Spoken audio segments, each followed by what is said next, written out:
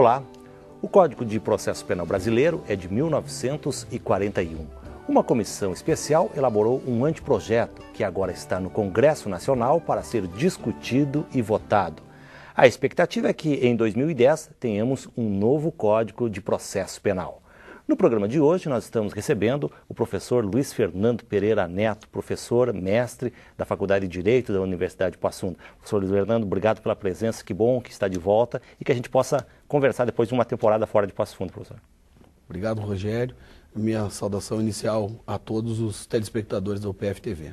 Professor, olha, estamos vivendo um momento importante no direito penal, né? Um anteprojeto já foi feito por uma comissão especial e agora ele está no Congresso Nacional para ser discutido. O nosso Código de Processo Penal é de 1941. Exatamente.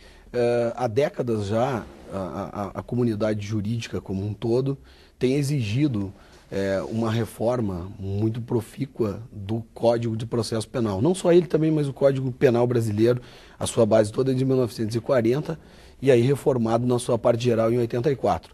Mas ainda assim, o direito deve acompanhar todos esses movimentos sociais que estão sendo muito intensos nesta área de ciências criminais, né, como um todo.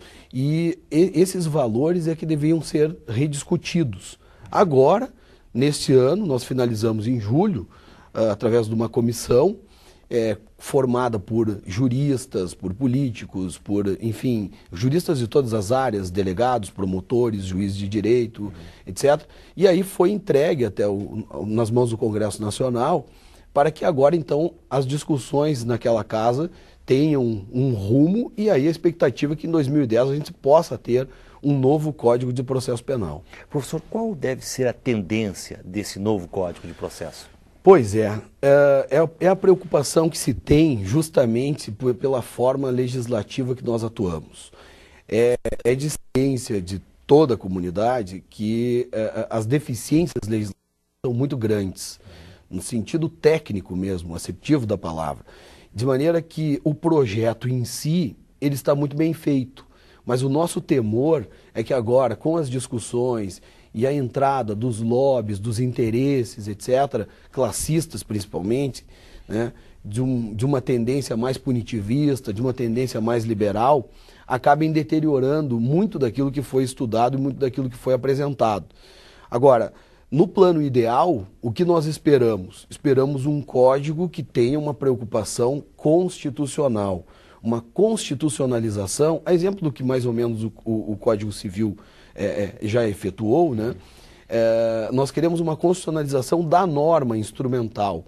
O direito penal, o direito material, a norma em si, ela incide sobre o tipo penal, sobre a conduta humana, mas o instrumento que este direito penal será aplicado é justamente o Código de Processo Penal. E o Código de Processo Penal deve ser um instrumento de garantias do cidadão, né? Como eu costumo afirmar, o Código de Processo Penal, a rigor, é uma espécie de escudo do cidadão.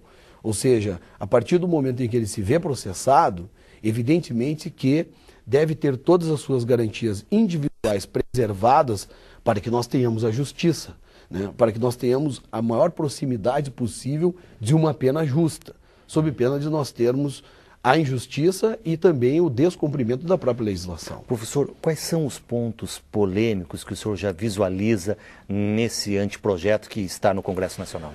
Muitos.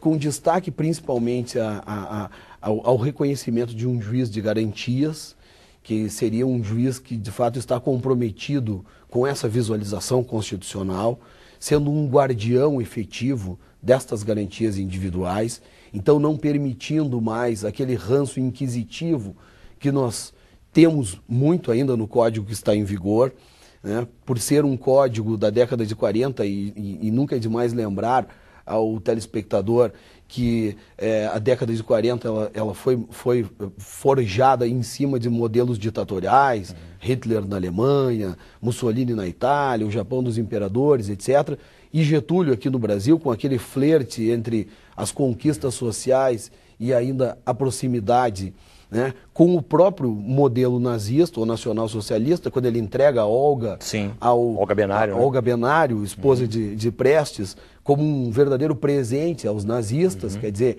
então, dentro disso tudo, nós temos um juiz ainda muito preso a este comando inquisitivo, inquisitório, né? Um juiz que, na verdade, é um juiz perseguidor, é um juiz que acaba tendo vitimada a sua imparcialidade. E tudo que nós queremos é um juiz criminal imparcial. Agora, para que tenhamos um juiz imparcial, nós teremos que ter partes atuantes. Eu não gosto da figura em processo penal, é bom que se diga, em outras áreas eu acho que não há problema, mas em processo penal, da figura da imparcialidade para o Ministério Público.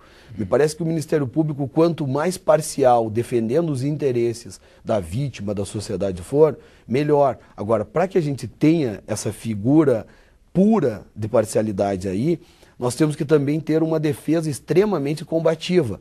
E aí, nós teremos na base duas partes, como uma espécie de um cabo de aço, cabo de força, também chamado por alguns, e aí no vértice dessa pirâmide o juiz como uma figura espectadora, inerte, uma espécie de um árbitro, como o árbitro de um jogo de futebol.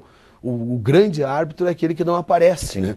Porque ele não é protagonista, ele é apenas o árbitro, ele é apenas o vigilante das regras do jogo. É assim que o juiz no processo penal tem que se comportar. Ele não pode ser protagonista, ele não pode ser um ator, e sim um espectador. E nesta condição de espectador, apenas zelando pela regra do jogo, ele teria condições de manter a sua imparcialidade e aí dizer a quem tem direito, dar o direito. Esse tem sido um ponto polêmico, né, professor? Extremamente polêmico, extremamente polêmico. Eu até acho bastante difícil que esta parte, esse título do juiz de garantias, que é uma tendência europeia, já há muito tempo, diga-se de passagem, a Europa desde a década de 80 tem se preocupado com uma visualização processual penal muito diferente da nossa, com destaque para a Espanha, com destaque França, destaque Portugal, né? Países latinos que têm uma cultura na base muito semelhante à nossa, na base ao menos, com problemas, evidentemente temos problemas sociais que eles não têm, mas o nosso direito é calcado principalmente nesse país e também na Alemanha, né? Que é o caso do direito material, que é o caso do direito penal.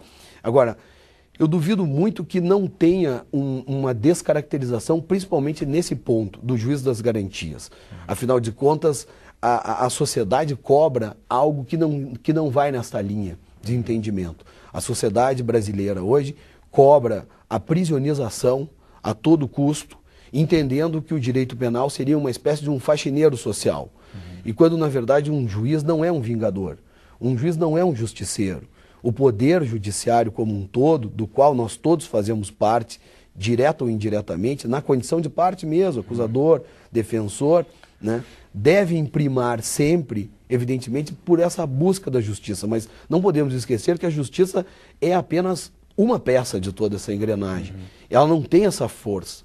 O direito penal não tem a força de combater a criminalidade, como muitos, de uma maneira que me parece até um tanto ingênua e romântica, defendem que teria. Não vai se pensar que com um novo Código de Processo Penal vai diminuir a criminalidade? Não, de forma nenhuma. Aliás, esse Código novo de Processo Penal, que nós estamos esperando, dentro de um projeto que me parece bastante coerente, aliás, nós teremos aqui conosco, em Passo Fundo, em novembro, um relator, o professor Eugênio Pacelli de Oliveira, procurador da República, atuando hoje no Distrito Federal e um grande autor de processo penal, estará conosco no nosso 6º Encontro Gaúcho de Ciências Criminais, e ele mesmo, junto com Jacinto Coutinho e outros tantos que fizeram parte da comissão, mesmo que não tenham tido o tempo adequado de maturação de todas essas ideias, a meu ver, conceberam um projeto muito bom, dentro das condições que tiveram.